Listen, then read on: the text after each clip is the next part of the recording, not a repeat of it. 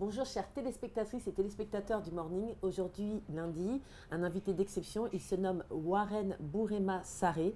C'est un grand photographe que nous recevons aujourd'hui dans le Morning. Bonjour Monsieur Bourema Sarré. Bonjour. Comment allez-vous? Je vais bien, merci et vous? Oui, ça va, je vous remercie. Ouais, ça se voit de toute façon, vous avez bonne mine. Merci. Alors, venant d'un photographe, j'y suis touchée. Mais maintenant, ce que j'aimerais savoir, c'est comment, à un moment donné, cette mission, qui est que depuis maintenant 12 ans, 14 ans. 14 ans, tant Oui. pour moi, depuis 14 ans, vous photographiez en fait ceux que l'on appelle les tirailleurs. Ils ne sont pas sénégalais, ils sont de toute l'Afrique. Voilà.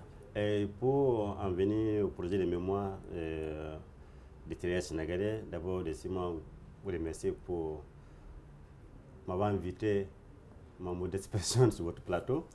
Et je suis Warren Sarré, c'est vraiment, c'est souvent, c'est non, Sarré vraiment, j'aimerais Warren Sarré.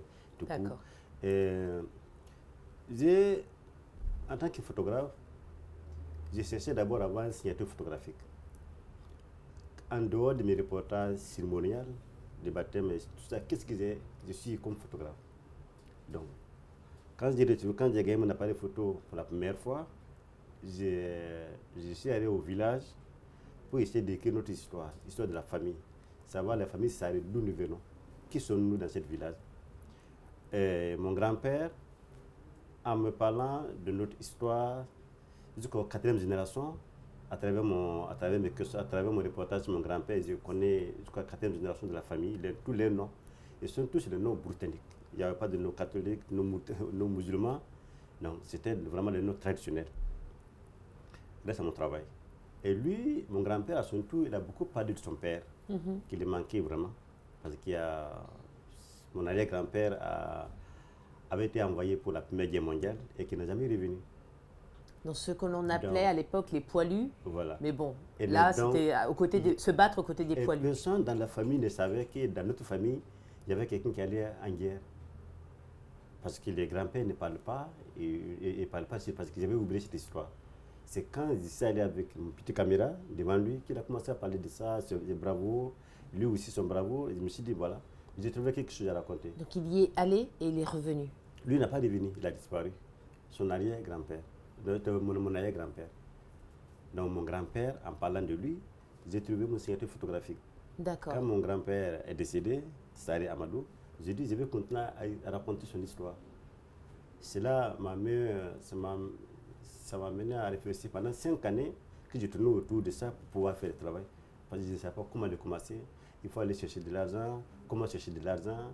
Et moi, en tant que d'abord débrouillard, parce que je ne m'en sortais pas vraiment du tout, et comment faire pour voyager, surtout à l'intérieur du Burkina, j'ai mis 5 années à économiser sur mes reportages de famille, mariage, baptême.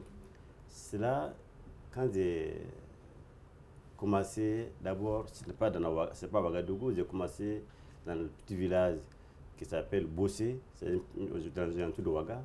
J'ai rencontré 2 anciens combattants. Après, j'ai rencontré 3, 4, 5.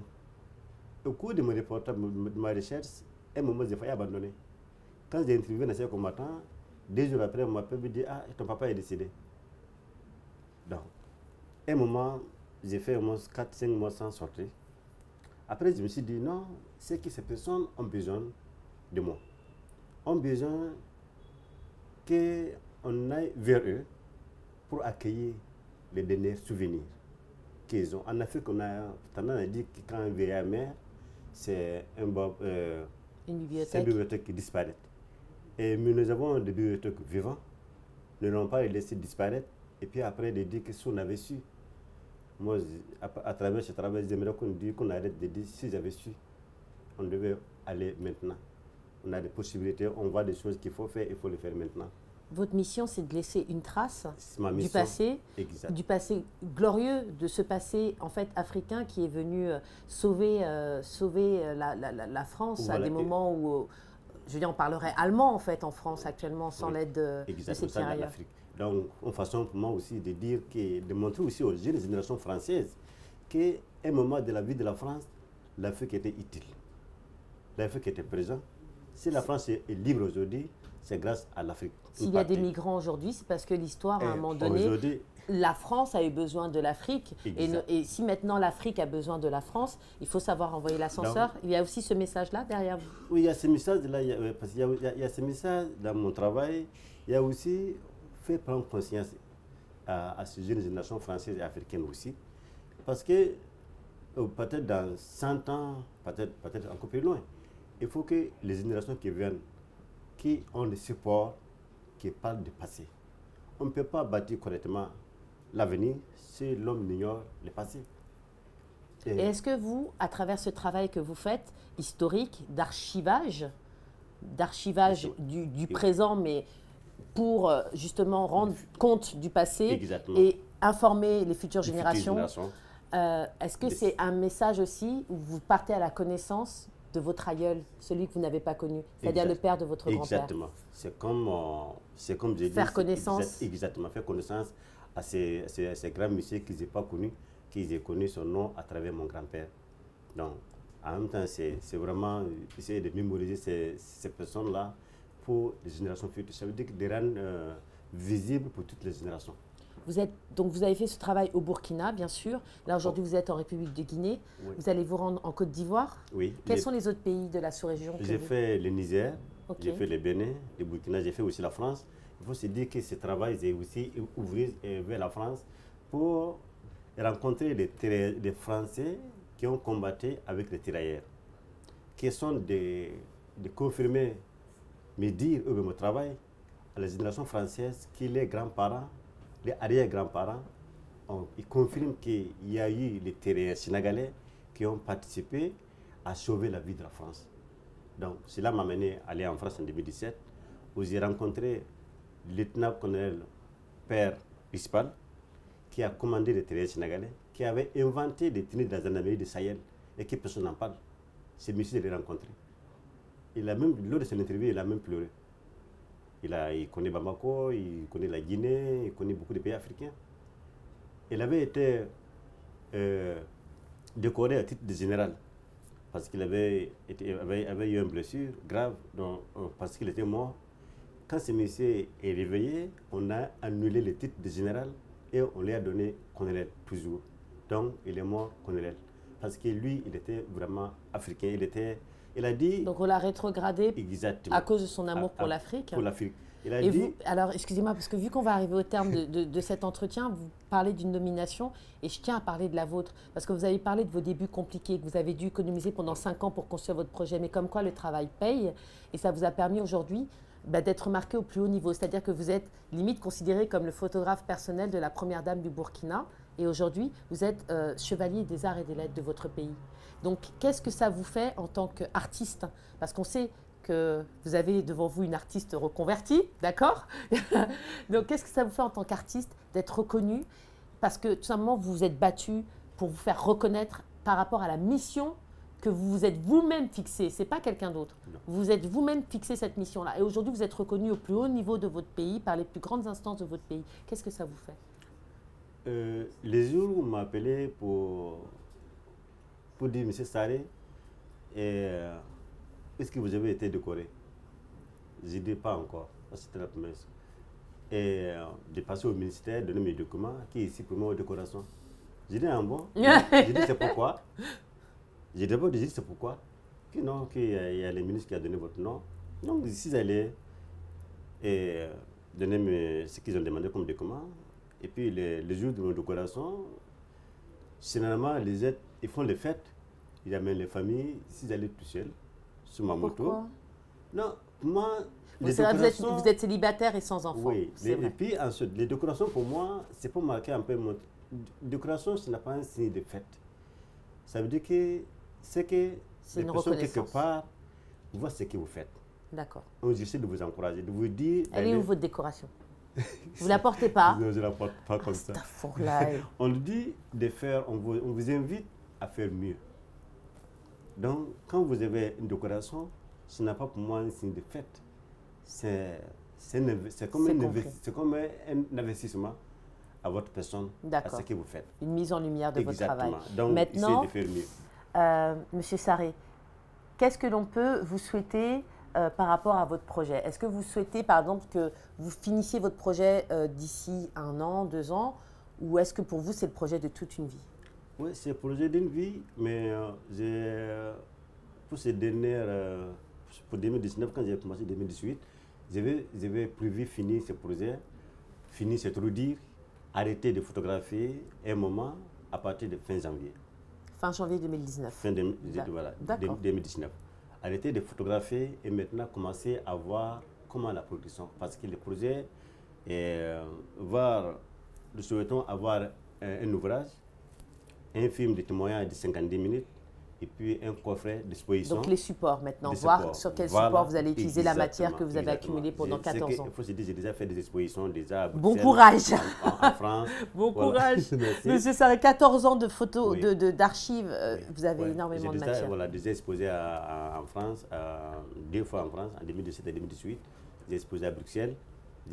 J'ai aussi projeté mon film à la francophonie à New York, en mode Oh my God, you're a superstar. Non. Non, en fait, c'est aussi de soutien de tout ce que ces personnes apportent comme espace, comme l'émission qui est ici. C'est ce genre de soutien que Warren a besoin. Et c'est ce genre de soutien qui m'encourage à aller de l'avant, à faire mieux. Aussi, ici, là, je peux dire aussi, c'est grâce à une personnalité, le consul honoraire de la Guinée à Californie, qui a vu mon travail, qu'on s'est rencontré à Californie là-bas et qui a peut-être des contacts et qui m'a même facilité pour me retrouver ces combattants. C'est à partir des États-Unis qu'ils j'ai des contacts ici pour me faciliter. Donc à travers sa personne, il a dit ce qu'il te fait pour les terrailleurs africains. Et moi, en tant que consul de la Guinée à Californie, ce que j'ai pu faire, c'est de contribuer à ma manière, c'est de faciliter les tâches ici pour que tu puisses rencontrer les anciens combattants et pour aussi la communication. Et je tiens aussi à remercier ce consul-là, honoraire de la Guinée à Californie, qui m'a permis d'être là. Il y a aussi, bon, on ne veut pas faire de publicité, mais je peux dire que le projet est en train de mûrir, est en train de prendre un envol. Il n'y a pas longtemps, j'ai réussi à mettre de Bruxelles d'Africalia, qui prend en charge les restes de mon voyage. D'accord. Félicitations. Voilà, donc voilà. Monsieur Sarré, on vous remercie beaucoup d'être venu tout simplement nous parler de votre énorme projet et de ses suites dans le Morning ce matin. On vous remercie énormément. C'est moi qui vous remercie. C'était Monsieur Warren Sarré, photographe de son état, dans le Morning.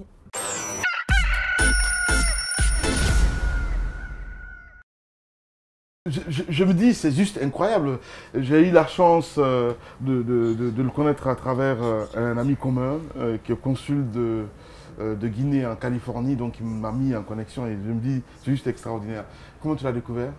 J'ai découvert quelqu'un qui a un combat d'une vie et qui, à un moment donné, a une mission à accomplir.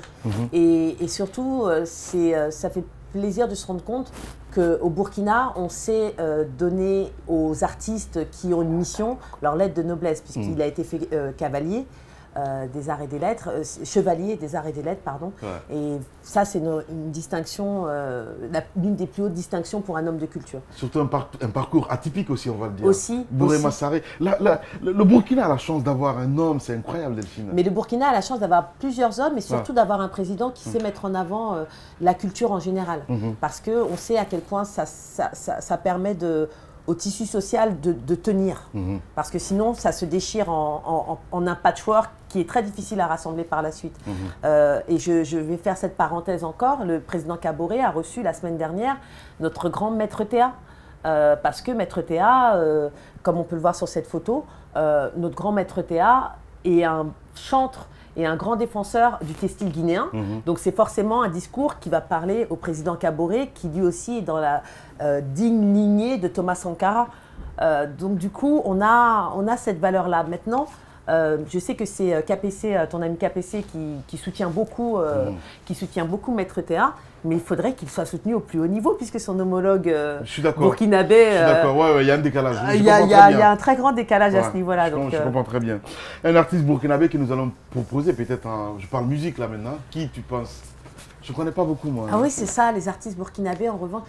Victor Démé. Ok. Victor Démé, Feu Victor Démé. Voilà. On regarde Victor Démé, mesdames et messieurs, pour votre plaisir.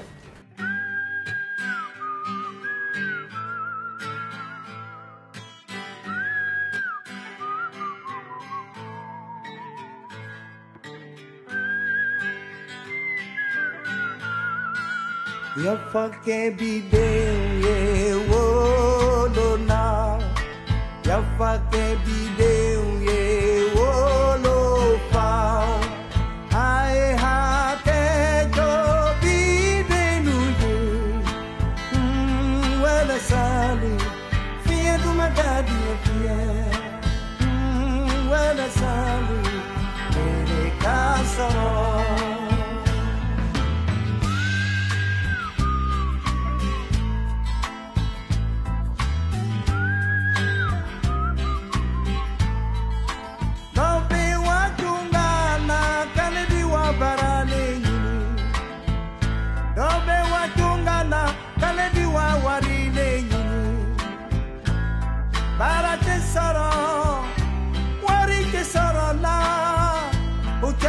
Sabu boni bangi badanga lipe jubu di nyanyini saraka do nyanyini de chinyana mawa jubu di nyanyini de saraka do nyanyini de chinyana ni bangi baidanga do saraka do danga de na halika misika saraka ojena de danga ni vili.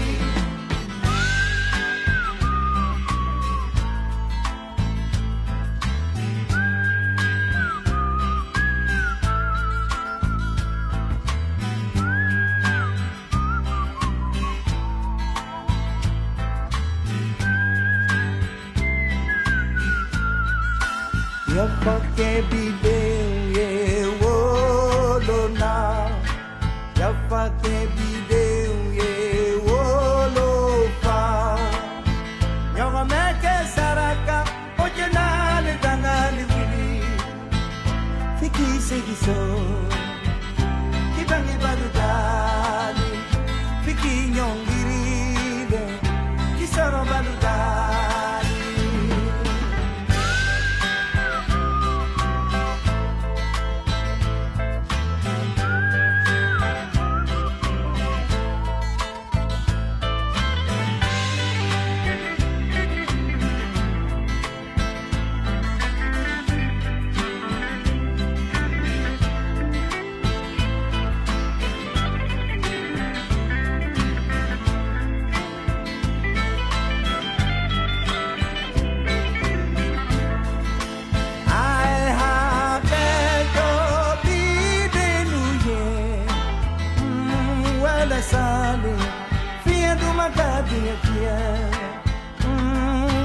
Sale, mere kasaro.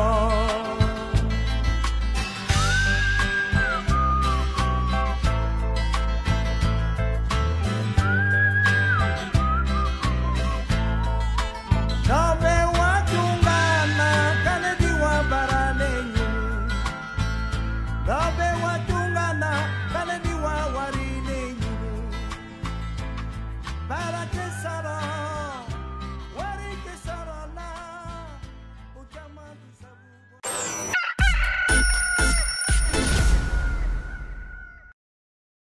Allez, on a terminé ce matin. Belle émission en tout cas. On espère que vous avez passé un bon moment en notre compagnie. Très heureux de retrouver évidemment la grande Delphine. Demain, on se retrouve pour d'autres numéros. Grand merci à Amar Alex Camara, à notre ami Ibrahim Assori 5 Souma. Il était là aussi, Yacouba Traoré, Steve Le Guinéen Camara, Noël Manoumou, notre ami Sidibé Nalaï, évidemment. Et nous pensons à Cabinet Condé. Demain, on se retrouve pour un autre numéro. Dans un instant, le programme continue sur Espace. Et on se quitte en musique, ma grande. Oui, on part du côté du Mboa, amis camerounais, des gros tubes de Daphné. Hein. Ça part mariage jusqu'à la gare. À demain. À demain. Go down, down, go down. Oh, papi. Go down, go down, down, go down. Daphne. Go down, go down, down. Baby boy, your love is killing me. It's killing me. The way that you're loving me. my baby, I'm sure I can tell you're the one for me. You're the one for me. The way that you're loving me. Tu sais, on ne vit qu'une seule fois dans la vie. Et la mienne, j'ai décidé de faire avec toi, mon ami. Je te fais la promesse devant ma famille. Sous le soleil et la pluie, le meilleur est pour le pire. Parce que le mariage, c'est jusqu'à la gare. Toi et moi, jusqu'à la gare. Et si je te donne ma main, c'est jusqu'à la gare. Toi et moi, jusqu'à la gare. Go down, down, go down. Notre amour, il est cimenté, il est confirmé, jusqu'à la gare. Go down, down, go down. Notre amour, il est cimenté, il est soudé, jusqu'à la gare. Go down, down. Somebody tell other people we're jealousy. Say God, you don't answer my prayer, see how you blessing me. Papa and my mama, family pray for me. They give me a hand when I need it. I tell you they're loving me. Mais on ne vit qu'une seule fois dans la vie. Et la mienne, j'ai décidé de faire avec toi, mon ami. Je te fais la promesse devant ma famille. Sous le soleil et la pluie, le meilleur est pour le pire. Parce que le mariage, c'est jusqu'à la gare. Toi et moi, jusqu'à la gare. Et si je te donne ma main, c'est jusqu'à la gare. Toi et moi, jusqu'à la gare. Go down, down, go down. Notre amour, il est cimenté, il est confirmé, jusqu'à la gare. Go down, down, go down. Notre amour, il est cimenté, il est soudé, jusqu'à la gare. Go down, down, go down. I stay with my lover, forever, forever.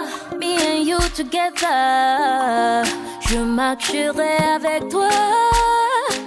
Sous le soleil